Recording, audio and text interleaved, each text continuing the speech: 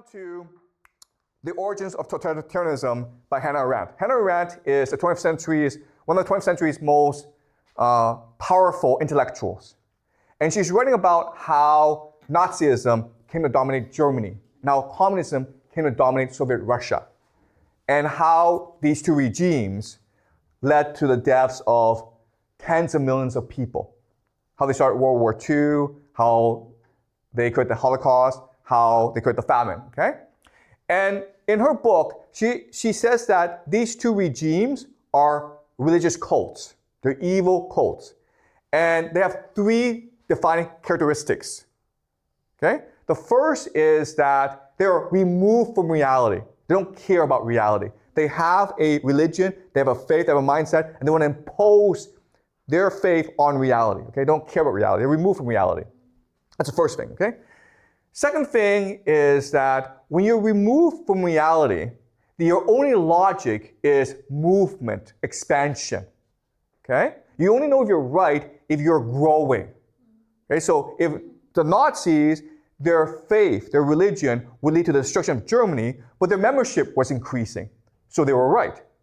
They were winning these wars against European countries, therefore they're right, okay? They cannot use logic to explain their actions, so they use movement to justify their actions, okay? That's number two. 1 and 2 means number 3, which is the Nazis and the Soviets hated reality. They defied reality. They fought against reality. So even though the Nazis were losing the war, even though it's clear they could not defeat the Soviet Russia, they doubled down. Because in their religion, movement is what matters. Defying reality is what matters. And that's what led to the destruction of Germany. Okay?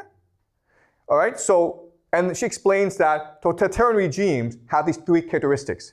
They're removed from reality, all they care about is expansionism, and they want to defy reality as their true test of faith.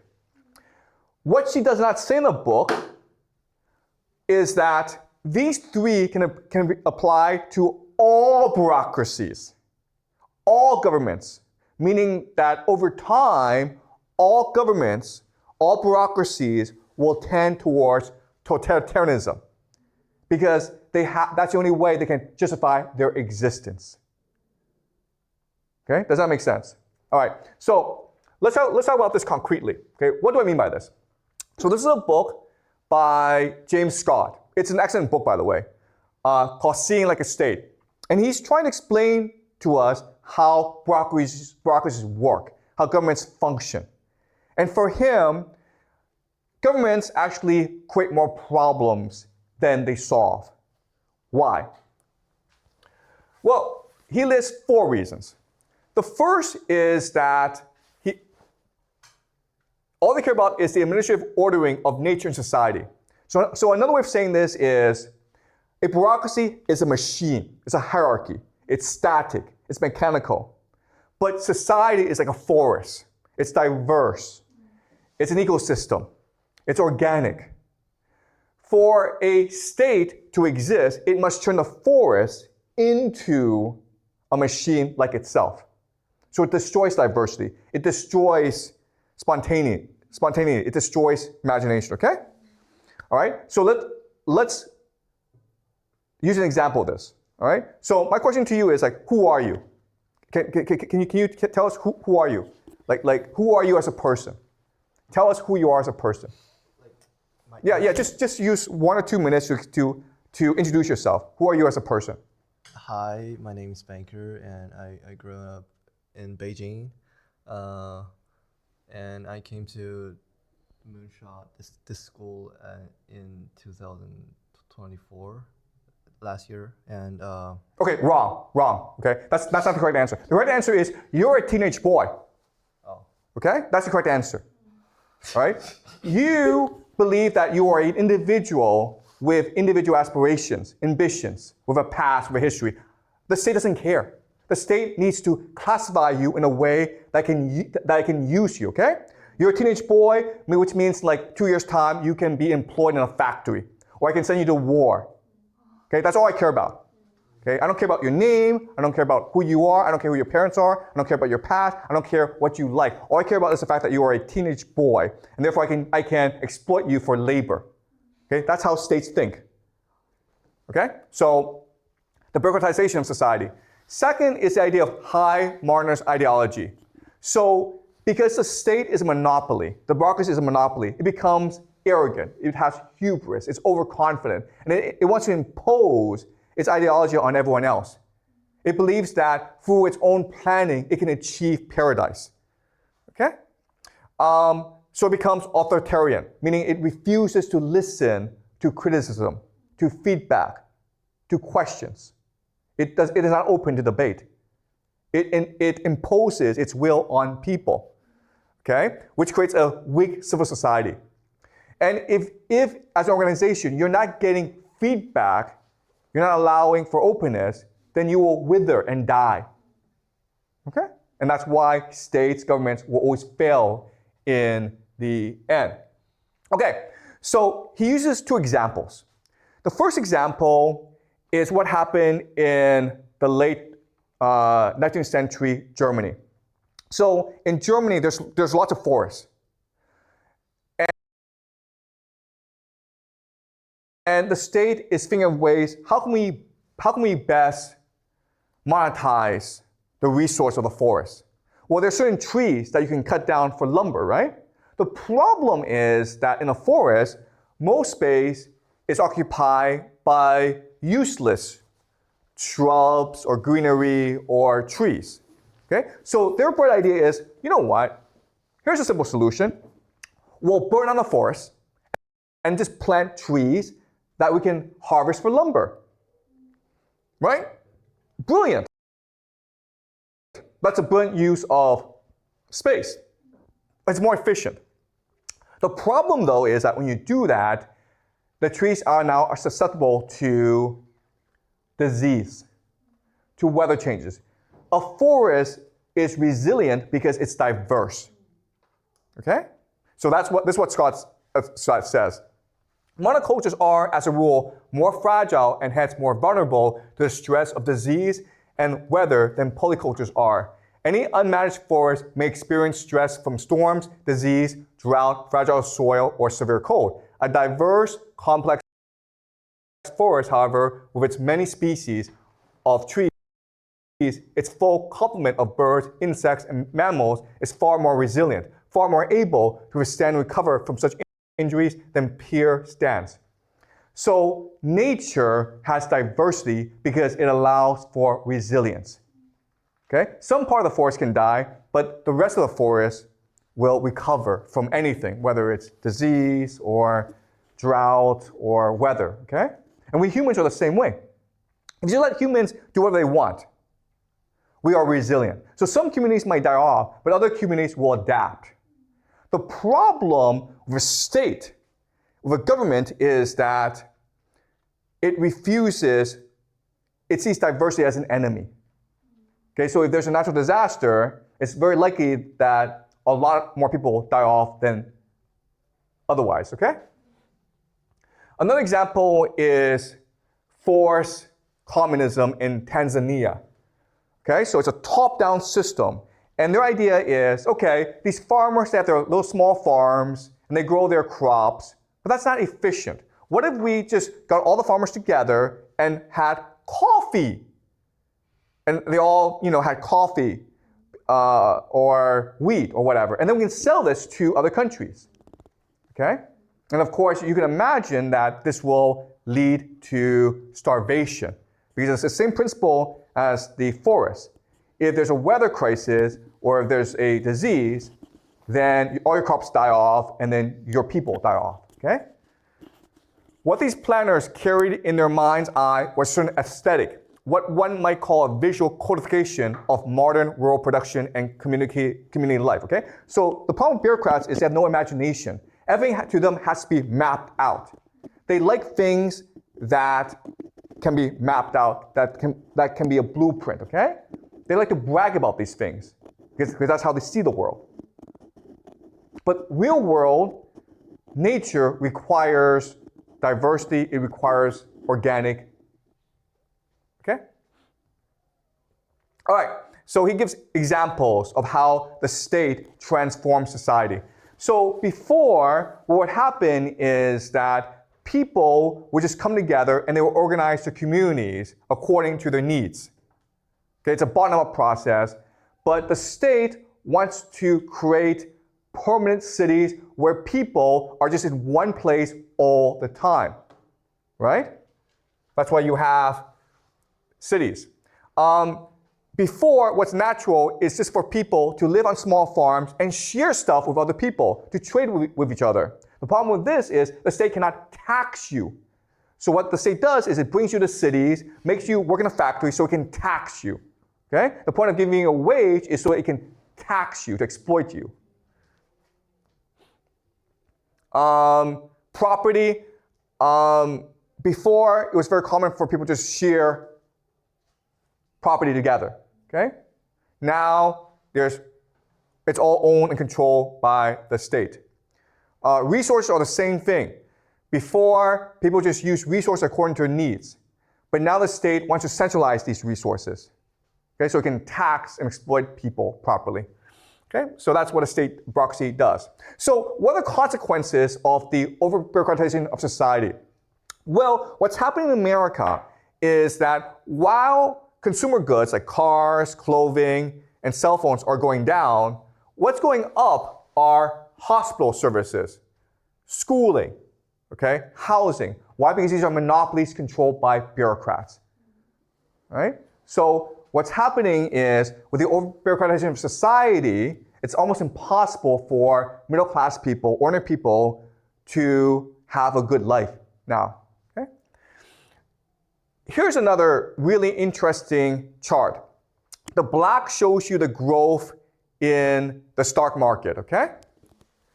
And you think, wow, this is a good thing. Okay? The problem is, first of all, only 10% of people in the United States control most of the stocks, over 90% of the stocks. The other issue is this. The other issue is, if you look at prices, yeah, it's gone up. But if you look at stocks as units of gold, if you use gold to buy stocks, guess what? The price of stocks have gone down. That's a blue, okay? If you use money to buy stocks, it goes up. But if you use gold to buy stocks, it goes down. What this is telling us, okay, very simple, is we are living in a lie. All this wealth generation, it's all a lie. It's not real. We just think it's real. We're living in a fairyland created by bureaucrats to fool us to believe that we are prosperous. Okay, does that make sense? The amount of gold that you can buy with stocks has gone down. Okay? And so the blue is the gold, the black is money. The money is worthless. Okay? All right. Another problem that bureaucratization has created is people don't want to work anymore. So in America, this is called quiet quitting. In China, it's called 躺平 or 摆烂. Okay? Lying flat, let it rot. People don't want to work anymore. Why? Because it's pointless to work in a bureaucracy, right? Leaders don't care. The organization doesn't need you. You are alienated. You are told what to do and you cannot negotiate. You cannot rise within the bureaucracy. You're being asked to work too much. You feel as though you're just a machine. Okay? And so the way you rebel is lying flat, okay, or quiet quitting. Okay? So your over-bureaucratization of society means that people now have become more lazy, more complacent, more indifferent. And what this also means is that democracy is declining because people's voice, people's power is declining, okay?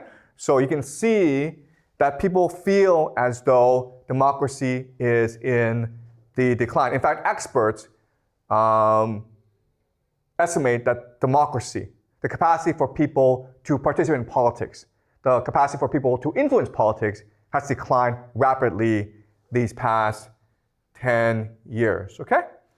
So we are living in a world that is becoming more and more bureaucratic, and it's killing us, okay? All right, questions?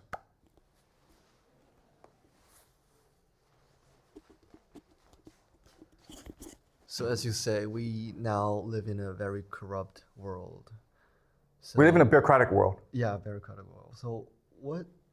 So I can't really see the future of, no matter it's the mankind or like, are there any good side of the current world?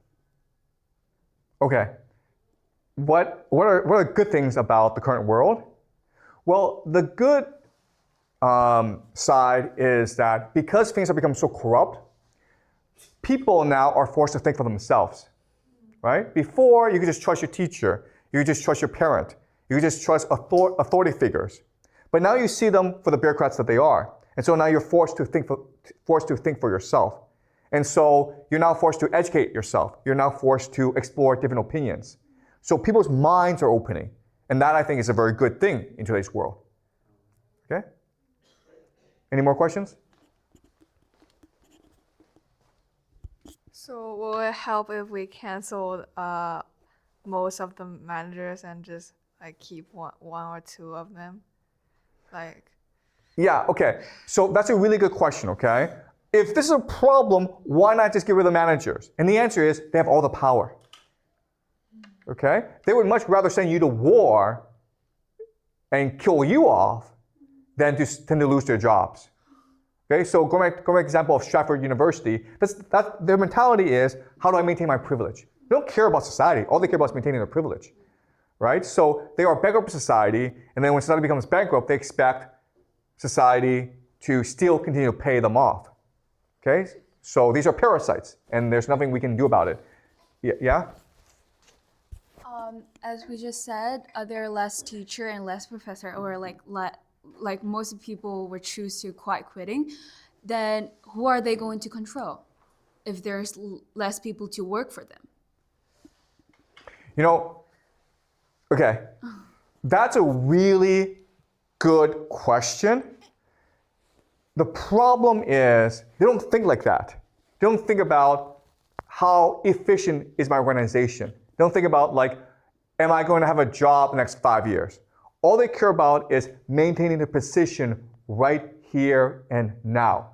Okay? And the way they do that is they hire their friends or people like them into other management positions. So they become like a cabal or a network onto themselves. And for them, they become parasites. And what parasites want to do is they want to feed off the host. When the host dies, what's going to happen? They will switch to another host, right? Why? Because they're all part of larger networks as well. So that's how they think. They're thinking, well, you know, as long as society survives, I will continue to have a job, okay? So maybe this university goes bankrupt, but there's another university I can go to and exploit. And you know what? It works, okay? Because people at the top protect each other. All right? Okay, does that make sense? Yeah. They don't care about this host, they don't care about this organization. They don't care if it goes bankrupt because they can always move on to another organization to bankrupt. Okay? What matters is to maintain their patronage, their political networks. So they all help each other. Okay? Does that make sense? Okay, great. Any more questions? Is there any possible to stop or even reverse this cooperating system? Yeah, I keep on explaining this, okay? They are the ones in power. And so what has to happen is all of society has to collapse before society can regenerate, before society can rejuvenate, okay? But before society can collapse, they have a lot of tricks up their sleeves, okay? So for example, they can create civil wars where the left and the right fight each other and they're left alone. Or they can use AI to control you, right? AI is God, guys, listen to God. Okay? Or they can fake an alien invasion. Okay? Or they can send you to war. They can start all these pointless wars. Okay? But whatever it takes in order to maintain their privilege and their power, that's their mentality. And that's how they got to where they are. Okay? And that's how the elite think.